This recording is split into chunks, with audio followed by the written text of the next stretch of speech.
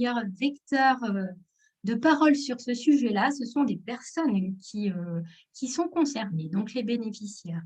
Je propose à Patricia Novak, qui est présidente de l'association Flona, et puis tu nous expliqueras c'est quoi aussi Flona. Eh bien,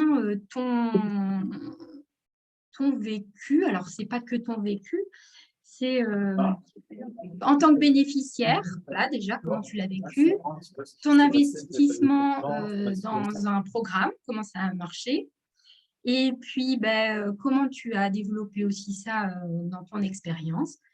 Qu'est-ce que tu en tires de cette expérience?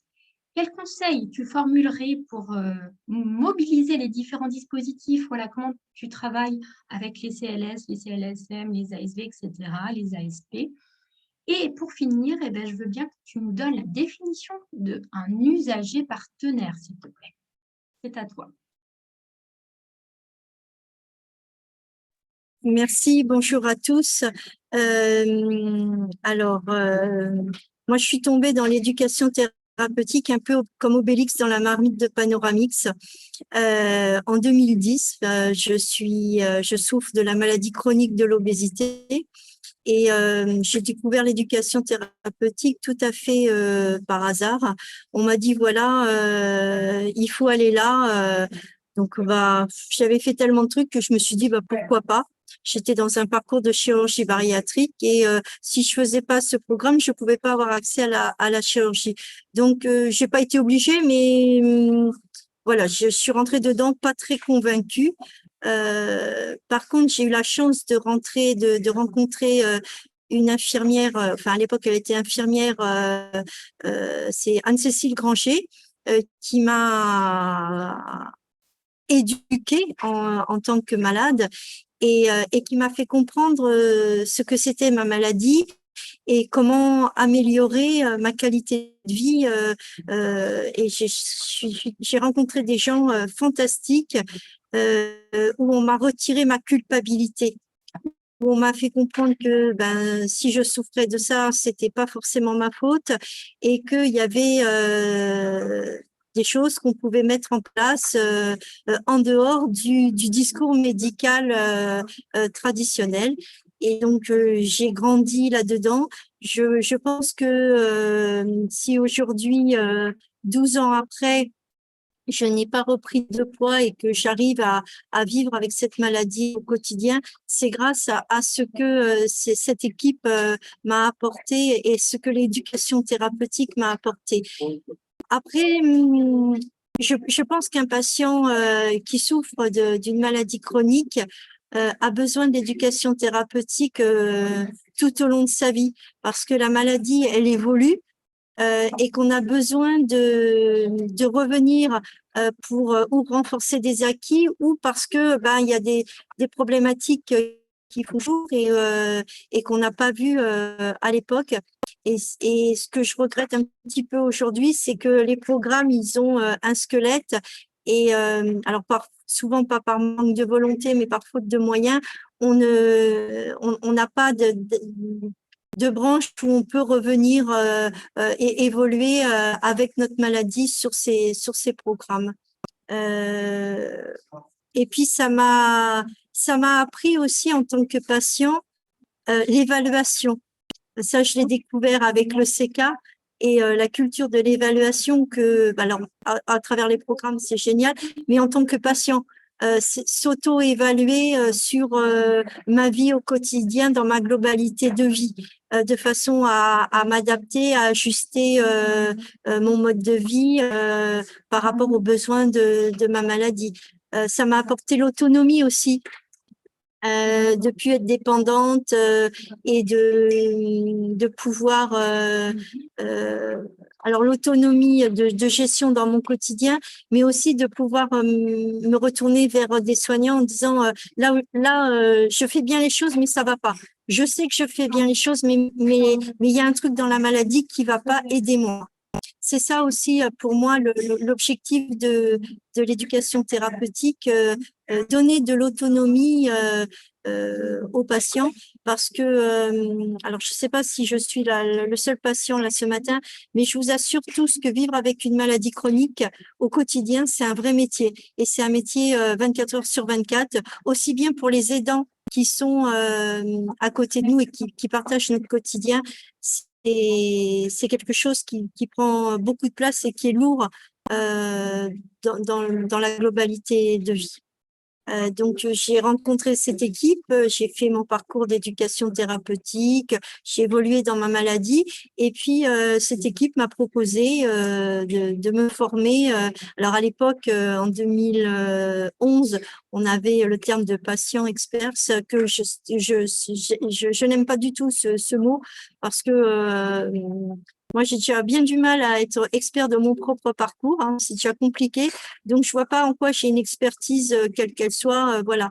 Ce que je peux faire, c'est mettre mon parcours et mon expérience au service des autres. Je crois que la force d'un patient dans un programme, c'est de dire aux autres patients, vous avez le droit d'échouer, c'est pas grave. D'abord, on n'échoue pas. On tombe, mais c'est pas grave, on va se relever. Moi, je suis tombée et vous voyez, aujourd'hui, je suis toujours là et je suis de plus en plus forte face à la maladie. C'est aussi la création d'une communauté de gens qui partagent des valeurs pour s'aider et vivre autrement la maladie. Et je pense que l'éducation thérapeutique, c'est un vrai soin en soi. C'est pas juste quelque chose de complémentaire et il faut défendre ça parce que honnêtement, hein, c'est pas pour cirer les pompes. Bon, certains me connaissent et ils savent que je suis pas réputée pour avoir la langue de bois. Très, très honnêtement, je pense que sans éducation thérapeutique, j'aurais repris les 50 kilos que j'ai perdus il y a 10 ans. Parce que la maladie chronique, c'est tellement compliqué dans le quotidien qu'on a besoin de cet accompagnement sur du long terme. Et puis aussi, je milite beaucoup maintenant pour les programmes polypathologiques parce que quand on est un patient, on n'a pas qu'une pathologie. Ok, ma pathologie principale, c'était l'obésité, mais il y a des problèmes d'apnée du sommeil, il y a plein de problèmes qui se greffent autour de maladies, ce qu'ils appellent les comorbidités. Mais quand on regarde le patient dans sa globalité, quelle que soit la pathologie, souvent il y en a d'autres autour qui se greffent. Et je pense que pour moi, le TP dans l'avenir, c'est le programme polypathologique où le patient va pouvoir naviguer au fur et à mesure de l'évolution de sa maladie. Et un patient partenaire, ça peut être très embêtant pour une équipe. Parce que nous, on va vous apporter le vécu expérientiel, le savoir expérientiel du vivre avec la maladie chronique, qui n'est pas forcément en adéquation avec la vision théorique de la maladie qu'ont souvent les soignants. Donc, des fois, moi, je vois passer des ateliers ou des choses comme ça et je leur dis, oui, mais la finalité, c'est quoi? Ça va apporter quoi dans mon quotidien? Il faut que ça soit concret. J'ai eu, dans mon parcours, j'ai eu la très grande chance d'être formée. Alors, j'ai été formée à la base au CETB à Bordeaux. Après, j'ai beaucoup participé aux sessions de formation de l'IREPS et du CK, ce qui m'a permis de grandir. Et si vous devez travailler avec des patients partenaires, soyez très exigeants sur leur formation parce que on n'est pas qu'un faire-valoir. Moi, je dis toujours, un patient partenaire, c'est pas un pot de fleurs dans un programme. Une case que vous cochez sur le programme. Alors oui, vous avez une association de patients. Oui, vous avez un patient partenaire, mais il peut vraiment vous apporter une plus-value sur les échanges avec les patients. Parce que de par notre vécu, on va pouvoir rebondir et adapter ce que le patient vit pour qu'il comprenne mieux la finalité de ce qu'est l'éducation thérapeutique. Et là, je suis… Oui, Oui, oui, du coup, il reste 2 minutes. 1 minute pour répondre à la question comment Flona, en tant qu'association, travaille avec les différents dispositifs? Et 2, au final, ce serait quoi ta définition d'usager partenaire? Tu nous as expliqué pas mal ce rôle. Ce serait quoi la définition aussi? quelqu'un qui a envie de faire quelque chose de positif de la maladie chronique.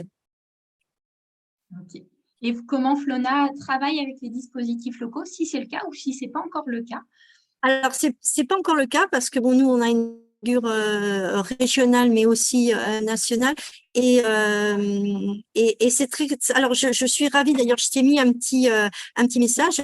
Là, le PowerPoint que vous avez présenté, pour moi, va m'être très utile parce que honnêtement, c'est une forêt où c'est compliqué de s'y retrouver.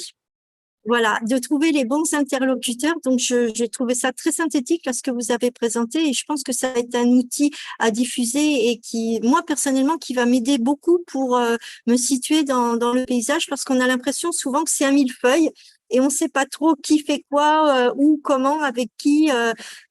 Donc, voilà. Mais moi, sur la définition du patient partenaire, c'est faire quelque chose de positif. J'aime bien la définition de Mandela qui dit je ne perds jamais, soit je gagne, soit j'apprends. Et ben moi, ça fait 12 ans que j'apprends et c'est ça. C'est vraiment faire quelque chose de positif d'un élément négatif. Et aujourd'hui, ça m'a apporté une philosophie de vie, une qualité de vie. Et je remercie à tous les gens qui m'ont permis de grandir. Stéphanie, on a beaucoup travaillé ensemble. Chaque fois qu'on a travaillé ensemble, ça m'a fait grandir, ça m'a apporté des choses, ça m'a permis de rencontrer aussi des personnes. Etna, Léa, voilà, c'est des gens très très enrichissants. On apprend les uns des autres, et c'est ça qui est très important pour moi. Merci beaucoup, Patricia. Et je t'invite à rester avec nous parce qu'il y aura Bien peut-être des sûr. questions après.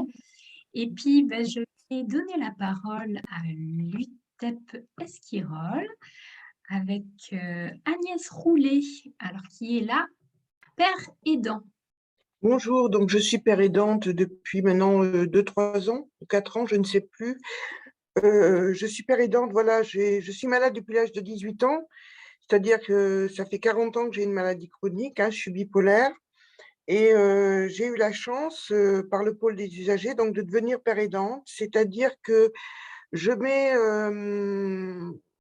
j'apporte mon aide, je mets en avant mon expertise sur la maladie, pour aider les usagers. Expertise, c'est quoi? C'est-à-dire le recul par rapport à la maladie, comment j'ai pu gérer la maladie, comment j'ai accepté le diagnostic, quelles réponses j'ai pu mettre en œuvre par rapport à des doutes ou des douleurs.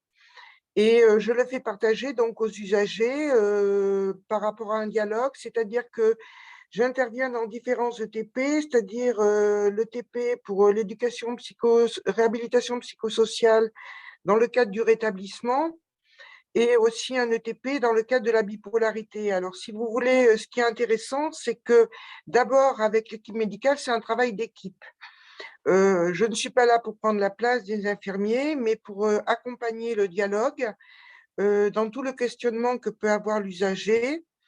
C'est un échange positif parce qu'ils peuvent aussi m'apporter des réponses, comme je leur dis, ils m'apportent autant que je peux leur apporter. C'est-à-dire qu'on s'apporte mutuellement des réponses par rapport à un questionnement. Ils évoquent des choses et je me dis, oh ben tiens, moi je ne l'avais pas vu comme ça et ça me permet aussi de travailler personnellement sur ce que j'ai pu vivre. Et on travaille beaucoup au niveau de la pérédance, bon, évidemment avec l'UTEP de Limoges, hein, qui nous permet d'accéder à différents ateliers, puisque avant de participer à un ETP, on doit intervenir en tant qu'usager. Après, donc, c'est validé et on devient après intervenant. Ce qui est important aussi sur Limoges, c'est le pôle des usagers qui regroupe notamment des pères aidants concernant différentes pathologies où nous assurons des permanences, donc où nous recevons des usagers et Ça permet aussi, c'est des usagers qui peuvent venir de la ville. Bon, malheureusement, il n'y a pas assez de communication encore vis-à-vis de la ville, mais aussi des usagers qui viennent des différentes unités après hospitalisation. Donc, c'est un accompagnement qui peut encadrer différents domaines, la souffrance au quotidien, comment gérer le quotidien.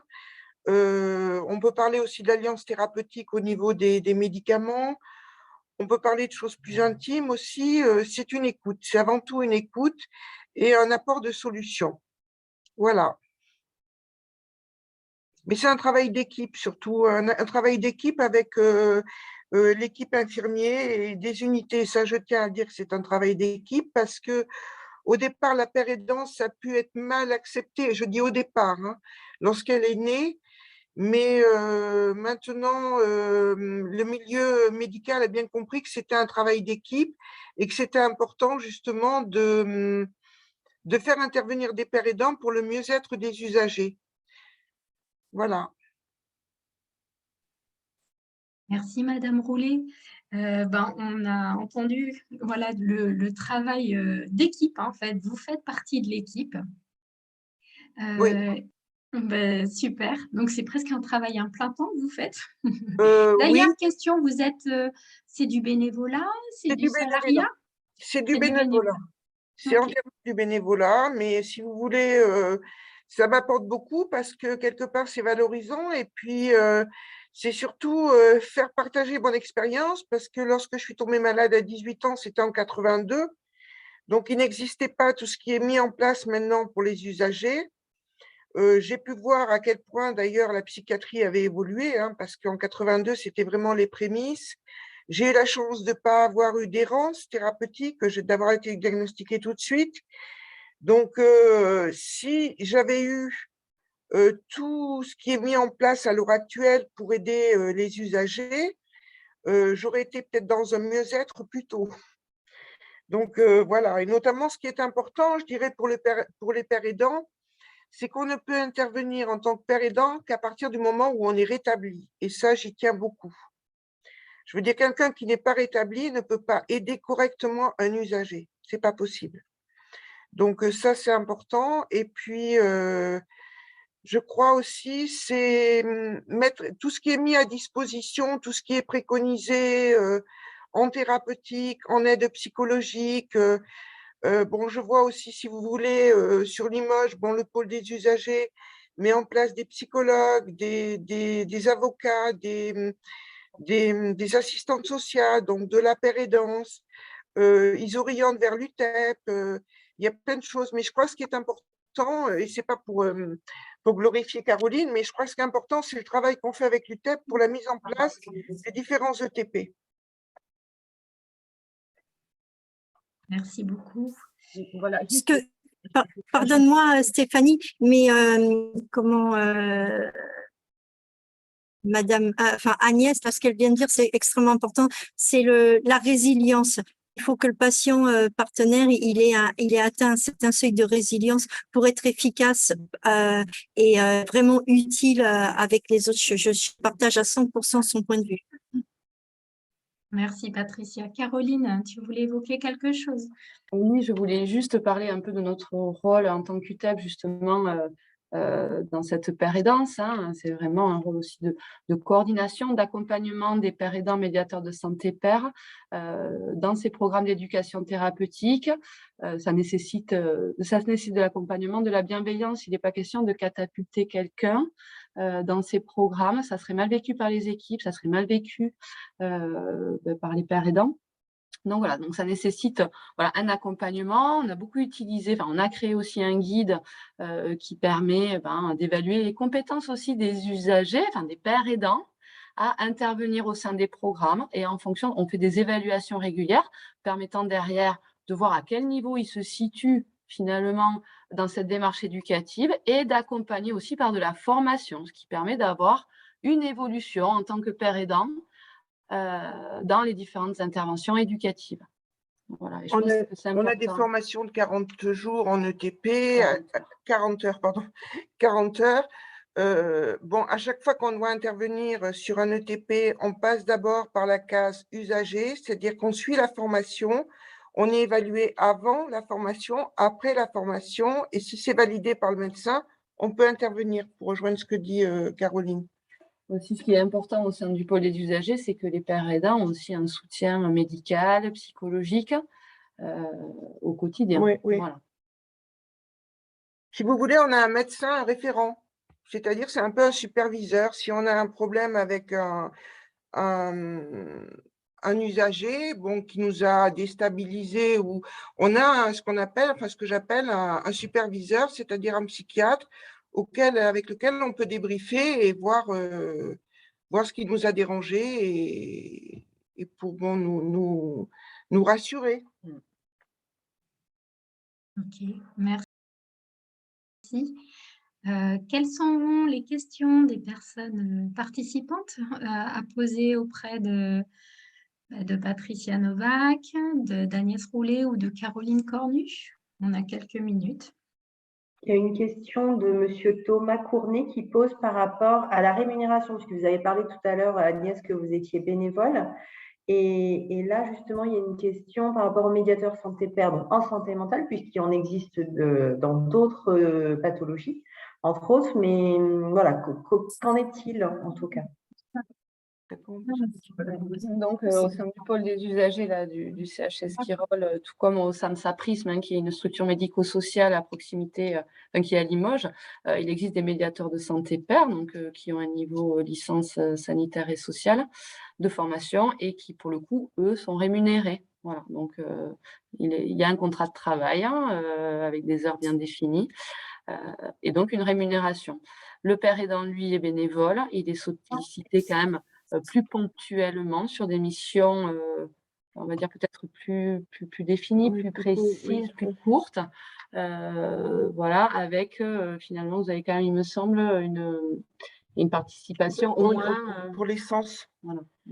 Maintenant, dans d'autres pays, la paire aidant, c'est rémunéré, hein, mais bon, voilà, c'est pas d'actualité, je crois, en France actuellement, hein, de toute façon. Mais, Alors, ça commence à bouger, parce qu'avec Etna, on a fait un gros travail à ce niveau-là et on a fait des fiches justement de qui fait quoi et à quel moment et est-ce que ça nécessite un contrat de travail et une rémunération.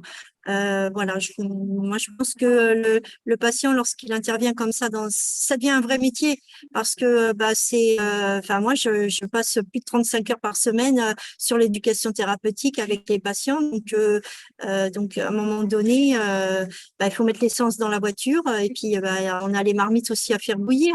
Donc au niveau de nous, on a notre fonctionnement. Au sein de mon association, je suis bénévole et ils ont mis une voiture, j'ai mes frais de déplacement qui sont pris en charge et mes repas quand je suis par l'association quand je suis sur les programmes. Mais par contre, l'association facture ses prestations comme un libéral facturerait ses prestations à l'établissement qui est promoteur du programme. Mais si vous voulez, moi, pour l'instant, les frais d'essence sont remboursés. Bon, là, on est en train de le mettre au point. Les frais d'essence sont remboursés, mais si vous voulez, en tant que père aidant, bon, comme le disait Caroline, bon, c'est ponctuel et l'hôpital, là, actuellement, met plus le point sur les médiateurs santé-père. Et la père aidant, si vous voulez, enfin, pour l'instant, c'est bénévole et il n'y a pas dans l'esprit de se faire rémunérer. Enfin, bon, ce qu'il y a, c'est que l'organigramme est en train de changer là actuellement, puisqu'on a de nouveaux chefs de pôle et le pôle des usagers est en train de se réorganiser sur le plan de l'organigramme. Je ne sais pas quel sera l'avenir au niveau de la paire aidance, mais tous les pères aidants ne peuvent pas être rémunérés. Si vous laissez enfin, pour tous, enfin, je vois, on en discute collectivement puisqu'on a des réunions de pères aidants entre nous, hein, où on fait le point entre nous de ce qu'on a vécu dans le mois. On est tous bien conscients, si vous voulez, que c'est une démarche bénévole. C'est avant tout faire profiter de notre expertise à d'autres. Et puis la plupart des personnes qui sont pères aidants là sur l'hôpital, bon, moi je vois personnellement maintenant je suis en invalidité, donc de toute façon ça ne m'arrangerait pas d'être rémunérée. Et puis, c'est beaucoup de personnes qui ont la hache ou des choses comme ça, donc qui ont du temps disponible. C'est pas vu actuellement sur Limoges comme c'est un métier, si vous voulez, mais c'est pas un métier dans notre esprit encore rémunéré. Bon, maintenant, je sais que dans d'autres pays, la pérédance, ça évoluera certainement, mais si vous voulez, en tout cas, dans notre esprit, nous, au niveau de la pérédance, au niveau de l'hôpital de Limoges, c'est pas dans notre esprit de nous faire rémunérer. Bien. Ben, merci de vos avis à la fois à Agnès et à Patricia. Mais c'est reconnu comme un travail, excusez-moi, comme un travail à temps complet dans d'autres pays. Maintenant, je ne sais pas comment s'appelle la dame, excusez-moi de ne pas retenir votre prénom, Patricia. C'est je sais qu'il y a certaines personnes qui ont besoin d'être rémunérées. Mais nous, en ce qui concerne l'équipe de Limoges, si vous voulez, on n'est pas dans cet esprit-là. Maintenant, peut-être que ça rejoindra plus. Enfin, pour nous, si vous voulez, les personnes qui sont rémunérées, c'est les médiateurs santé-pairs, voilà, qui font un autre type de travail au niveau des interventions et au niveau des unités. Nous, notre travail est différent, on le voit autrement. Après, je pense que si on veut maintenir et garder des jeunes, des jeunes, moi j'ai 61 ans, donc je me considère plus comme jeune, même si j'ai l'intention de vivre très vieille.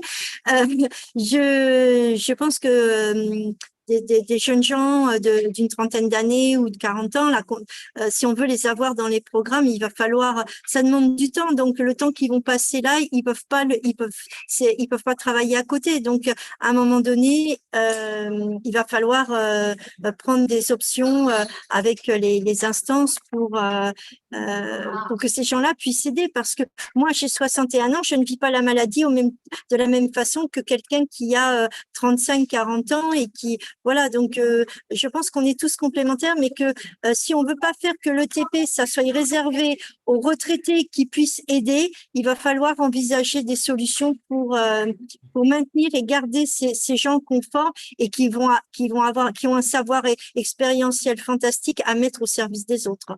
Oui, mais si vous voulez, ce que je veux vous dire, effectivement, je reprends ce qu'a dit Caroline, toutes les régions n'ont pas un pôle des usagers. Et si vous voulez, le pôle des usagers à Limoges permet une certaine diversité. Maintenant, pour reprendre les jeunes, si vous voulez, pour vous donner un exemple, j'ai participé à un ETP hier. Il y avait que des jeunes, notamment, il y avait une jeune qui fait ses études à l'université. Et les jeunes de 20-21 ans n'ont pas dans l'idée, si vous voulez, de devenir père aidant. Pour eux, c'est l'action immédiate et c'est vivre avec la maladie, s'en sortir et rester dans la cité, si vous voulez, continuer leur vie. Les jeunes ne sont pas, si vous voulez, dans l'acte de père aidance. Ils y sont peut-être plus tard quand ils ont une maladie chronique qui fait qu'ils les handicapent et qui ne travailleront pas. Mais les jeunes qui vivent dans la cité, qui tombent malades, n'ont pas dans l'esprit de devenir père aidant. Leur priorité, si vous voulez, c'est de rester dans la cité, de faire leurs études et de vivre comme tout le monde. Donc, il y a voilà, Monsieur Cournet qui a levé la main, on va pouvoir lui laisser la parole et après on fera la pause. Donc, on vous écoute, Monsieur Cournet, et présentez-vous d'ailleurs. Je me présente, alors moi j'ai plusieurs casquettes parce que je suis patient expert pour l'AFA, pour l'association AFA Crohn RCH France. Je suis chargé de mission d'éducation thérapeutique au sein du SAMU social de Paris pour un programme tuberculose que je suis en train de déployer justement, j'accompagne les équipes. Et je suis également père aidant pour une personne TSA. Alors, la chose, effectivement, moi, je pense que je suis jeune parce que j'ai 36 ans. Enfin, je ne sais pas si je peux me mettre dans cette catégorie ou non. Mais la chose étant, effectivement, que ça serait bien, effectivement, qu'il y ait une rémunération derrière et ça doit être pensé dans ce sens parce que il y a la co-construction, effectivement, des programmes, il y a la co-construction des ateliers avec les équipes soignées en tant que patient expert. Il y a la réalisation des diagnostics éducatifs qui prennent également des temps parce qu'il faut se déplacer à l'hôpital pour rencontrer les patients, plus les actions effectivement complémentaires de groupes de parole, etc. Aujourd'hui, moi, je n'attends pas effectivement d'avoir 60 ans ou d'avoir 65 ans pour m'investir, même si effectivement je suis polypathologique. Ça me paraît essentiel aujourd'hui qu'on pense la rémunération justement dans les programmes ETP et qu'on milite ensemble justement dans ce phénomène de co-construction à se dire on est patient expert, on est patient partenaire. effectivement, on se forme aussi, ce sont des temps de formation à la fois sur des certifications de 40 heures en tant que patient expert ou sur des DU ou plus. Et ça, effectivement, ce sont des choses à prendre en considération et à mettre en place. Donc, du coup, moi, ça me paraît complètement normal de demander une rémunération au sein, alors pas que d'être défrayé justement pour le déplacement ou pour le repas, mais simplement justement d'imaginer un temps de vacation. Et nous, c'est justement ce que je fais à l'heure actuelle, c'est que j'essaie de penser une indemnité de vacation pour les personnes patientes expertes qui interviendront sur le programme d'éducation thérapeutique tuberculose. Et ça, je suis en négociation aussi également pour la fac Rhoner-CH France sur d'autres hôpitaux de la région parisienne pour que ça soit fait. Merci beaucoup de votre intervention. Merci. Donc voilà, le débat n'est pas forcément de dire aujourd'hui on va statuer payer ou pas payer. En tout cas, on a entendu vos avis différents et surtout votre expérience et on sent bien à travers vos 3 expériences que vous êtes des personnes très, très impliquées et que c'est un travail enrichissant aussi pour les équipes, comme l'expliquait Caroline Cornu. Ce que je vous propose, c'est de faire une